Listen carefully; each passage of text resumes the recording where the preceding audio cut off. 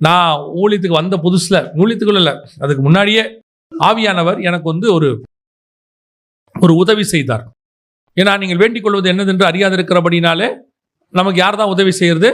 ஆவியானவர் உதவி செய்யறான்னு பைபிள் சொல்லுது ரோமர்ல. எனக்கு ஒரு உதவி செய்தார். என்னன்னா, ஆண்டவர்கிட்ட ஒரு காரியத்தை நான் சொன்னேன். ஆண்டவரே, இது வந்து நான் ஆண்டவர்கிட்ட பண்ண ஜெபம், இன்ன வரைக்கும் பண்ணிட்டு இருக்கிறேன்.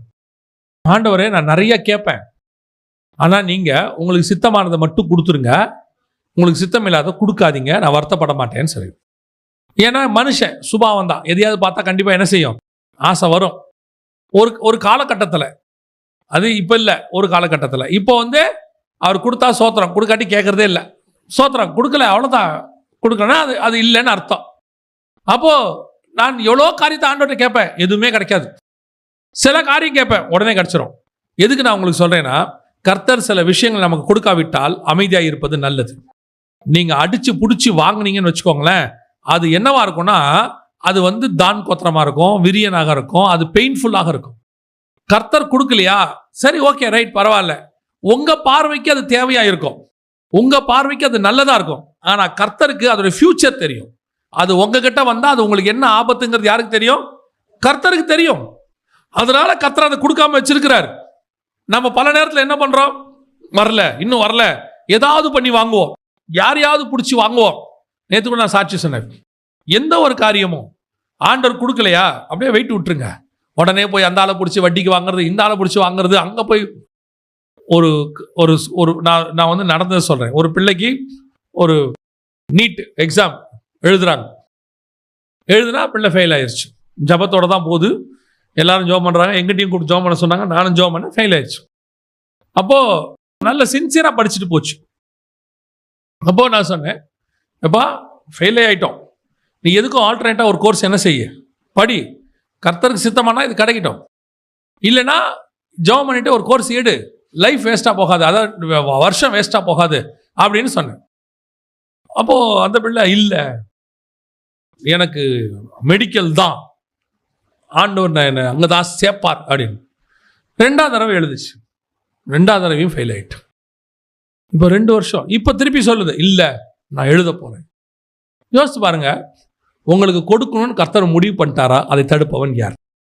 நீ சின்சியரா வேலை செஞ்சுட்ட, நீ நல்லா எழுதிட்ட, நீ நல்லா படிச்சுட்ட, அப்படியும் கிடைக்கல. சில நேரங்களில் கர்த்தர் சில காரியங்களை அடைத்து வைக்கிறார், வேண்டான்னு வைக்கிறார். சில ஊர்களுக்கு கர்த்தர் போக விடாம தடுக்கிறார். சிலலாம் வெளிநாட்டுக்கு போன தலையால தண்ணி குடிப்பான், கர்த்தர் விட மாட்டார். சிலர்லாம் ஒண்ணுமே இல்லாமல் போயிடுவான் வெளிநாட்டுக்கு. உங்களுக்கு என்ன தோணும் தெரியுமா? அந்த வயலாம் போயிட்டான், அவன்லாம் போயிட்டான், நம்மளெல்லாம் போக முடியல, அந்த ஏஜென்ட்டை பிடிப்போம், இந்த ஏஜென்ட்டை பிடிப்போம், அவங்ககிட்ட கொண்டு போய் காசை கொடுப்போம், மொத்தத்தையும் எடுத்துக்கிட்டு ஏஜென்ட் போயிடுவான் வெளிநாட்டுக்கு. இவர் போக வேண்டியதுக்கு யார் போயிடுவா? ஏஜென்ட் போயிடுவான் வெளிநாட்டுக்கு. அப்புறமா வந்து சொல்றது, கர்த்தர் ஏன் தான் என் வாழ்க்கையில் அனுமதிக்கிறார்? உன்னை கர்த்தரா சொன்னார் ஏஜென்ட்டை கொடுக்க சொல்லி? பல நேரங்களிலே கர்த்தர் உனக்கு சில வாசல்களை அடைக்கும் பொழுது அது நல்லது. அந்த கதவை நீ உடைக்கணும்னு நினைக்காதீங்க. வசனம் தெளிவா சொல்லுது, வெளிப்படுத்தின விசேஷத்துல சபையை பார்த்து கர்த்தர் சொல்றாரு, ஒருவரும் பூட்டக்கூடாதபடிக்கு திறக்கிறவரும். இதுதான் நம்ம எல்லாருக்கும் பிடிச்சது. இதோ திறந்த வாசலை உனக்கு முன்பாக வைத்திருக்கிறேன். ஆனா திருப்பி அதோட அவர் நிறுத்தல, இன்னொன்னு சொல்றாரு, ஒருவரும் திறக்க கூடாதபடிக்கு பூட்டுகிறவரும். சில காரியங்களை கர்த்தர் பூட்டுகிறது நல்லது, சில காரியங்களை கர்த்தர் கொடுக்காமல் இருப்பது நல்லது, சில காரியங்கள் உன் வாழ்க்கையில கர்த்தர் அனுமதிக்காமல் இருப்பது நல்லது. அதுக்காகவும் நீங்கள் ஒரு காலத்துல கர்த்தர் சோத்திரம் பண்ணுவீங்க. கர்த்தர்கிட்ட என்ன பண்ணுவீங்க? சோத்திரம் பண்ணுவீங்க. ஏன் அப்படின்னு கேட்டா, கர்த்தர் நல்ல வேலை கொடுக்கல அப்படின்னு ஒரு இடத்துல நீங்க ஆண்டவர் சோத்திரம் பண்ற காலம் ஒன்று வரும். இதே ஆண்டவர் ஏன் ராகேலுக்கு தடுத்தார்? வாசிங்க, ஆதியாகமத்தின் புஸ்தகம் 22 30ஆம் அதிகாரம் 22 வாசி. தேவன் ராகேலை நினைத்தருளினார், அவளுக்கு தேவன் செவி கொடுத்து அவள் கர்ப்பந்தரிக்கும்படி செய்தார். அவள் கர்ப்பவதியாகி ஒரு குமாரனை பெற்று தேவன் என் நிந்தையை நீக்கிவிட்டார் என்றும் இன்னும் ஒரு குமாரனை கர்த்தர் எனக்கு தருவார் என்றும் சொல்லி அவனுக்கு யோசேப்பு என்று பெயரிட்டாள். கர்த்தர் ராகேலை என்ன செஞ்சாரு? கர்த்தர் நினைக்கிறதுக்கு ஒரு காலம் இருக்குங்க. கர்த்தர் நினைக்கிறதுக்கு என்ன இருக்குது? ஒரு காலம் இருக்கு. அந்த காலகட்டம் வரைக்கும் கர்த்தர் அமைதியா இருக்கிறாரு. சாராளுக்கு 90 வயசு வரைக்கும் நினைக்கவே இல்லை. 90 வயசுல குமாரனை தந்தார். அது ஒரு காலம் வரும். இப்போ 12 வயசுல தாவீத ராஜாவாக சாமுவேல் போய் 12 13, அதாவது ஒரு 5 வயசுக்குள்ள ஆடு மேய்க்கும் போது என்ன பண்ணிட்டாங்க? அவரை தாவீத என்ன பண்ணிட்டாங்க? அபிஷேகம் பண்ணியாச்சு. ஆனால் தாவீது ராஜாவாகும் போது வயசு என்னது? 30. அத்தனை வருஷம் என்ன பண்ணியிருக்கார் தாவீது? அமைதியாக இருக்கணும். கர்த்தர் சொல்லிட்டாருன்னு உடனே மறுநாள் காலையில் அரண்மனைக்கு போய் என்னை கர்த்தர் ராஜாவாக்கி இருக்கிறார், சவுல் கொஞ்சம் கீழே இறங்குங்க, நான் உட்காந்துக்கிறேன்னா கதை முடிஞ்சு போயிடும். கர்த்தர் உனக்கு வாக்கு பண்ணினார், அதை நிறைவேற்ற வல்லமை உள்ளவர். அந்த காலம் ஏற்ற காலம் வரும் வரைக்கும் அவருடைய பலத்த கரத்துக்குள் அடங்கி இருங்கள்னு இருக்கு. சிலர்லாம் அப்படியே ஆண்டவரை காலை பிடிச்சி கெஞ்சறது, கொடுத்தாலே ஆச்சு, விட்டா மாட்டேன். ஆண்டவர் பார்ப்பார், சரி கொடுத்து தொலை. அப்புறம் அதில் ஒரு பெயின்ஃபுல்லான ப்ராசஸ் இருக்கும், அதில் சில பிரச்சனைகள் வரும். அப்புறம் ஆண்டவரை கேட்குது, ஏன் ஆண்டவரே எனக்கு? நான் எப்போவும் சொல்லுவேன், அது விளையாட்ட தான் சொல்லுவேன், ஆனால் உண்மை அதுதான்.